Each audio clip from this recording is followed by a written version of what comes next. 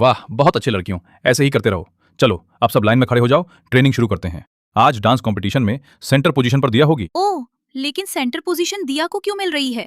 सबसे अच्छा डांस तो गोल्डी करती है, सेंटर पोजीशन तो सिर्फ उसे ही मिलनी चाहिए। गोल्डी के पापा गरीब है, उसके पापा हमारे कॉलेज को कुछ नहीं दे सकते। यहाँ तो सिर्फ अमीरों की ही चलती है। सुनिए, ठीक है तो क्लास यहीं खत्म होती है। दिया रुको, तुम्हें नहीं लगता कि तुम्हें जो सेंटर पोजीशन मिली है वो मुझे मिलनी चाहिए थी? अरे जब डांस ग्रुप बन रहा था तब तो तुम्हारा मुंह नहीं खुला, और अब तुम चाहती हो कि मैं तुम पर तरस खाकर अपनी जगह तुम्हें दे दूं। अगर तुम्हें ये गलत लगता है तो जाकर टीचर से बात करो। गोल्डी क्या हुआ, तुम ठीक तो हो? दिया हमेशा खुद को हीरोइन समझती है, हम तो उसके आगे पीछे घूमने वाले सिर्फ साइड कैरेक्टर हैं। हमारे होने या ना होने से किसी को कुछ फर्क नहीं पड़ता। सॉरी मैम, मैं थोड़ा लेट हो गई। अरे कोई बात नहीं, अंदर आ जाओ। कॉलेज में मैंने कभी भी कोई क्लास मिस नहीं की, और ना ही कभी क्लास में देर से आई। यहाँ तक कि मैं कभी क्लास में सोई भी नहीं। इतनी मेहनत के बाद भी कोई फायदा नहीं। सुनो, तुम सभी का रिजल्ट आ गया है, रिजल्ट चेक कर लो। अरे मैं चाहे कितनी भी मेहनत कर लूं, मैं हमेशा दिया से पीछे ही रहूंगी। अरे मैं जॉब के लिए इंटरव्यू देने गई थी, मुझे जॉब मिल ही गई थी, लेकिन वहाँ भी दिया टपक पड़ी। मैं आपकी कंपनी में जॉब करने के लिए तैयार हूँ। ठीक है, अगला कौन है? जल्दी आओ, मुझे काम है। गुड मॉर्निंग बॉस,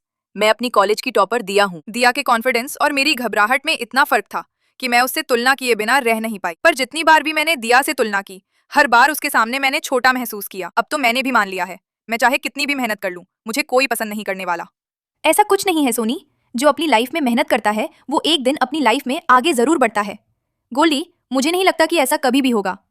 लगता है शायद मैंने इन लोगों को कभी समझने की कोशिश ही नहीं की। माँ, मैं इंटरव्यू के लिए तैयारी कर रही हूँ, यकीन मानिए जॉब मिलते ही हम खुद का घर ले लेंगे। सोनी इतनी परेशान होकर भी हमेशा मुस्कुराती रहती है, बिल्कुल किसी फूल की तरह, कभी भी हार नहीं मानती। ओह, आखिरकार मैं किस बात का घमंड कर रही थी? अगर मैं इन तीनों की जगह होती तो शायद कुछ नहीं कर पाती। सिर्फ स्टेज के बीच में खड़े होने से कोई हीरोइन नहीं बनता। दिया, मैं अपना डांस ड्रेस लाना भूल गई।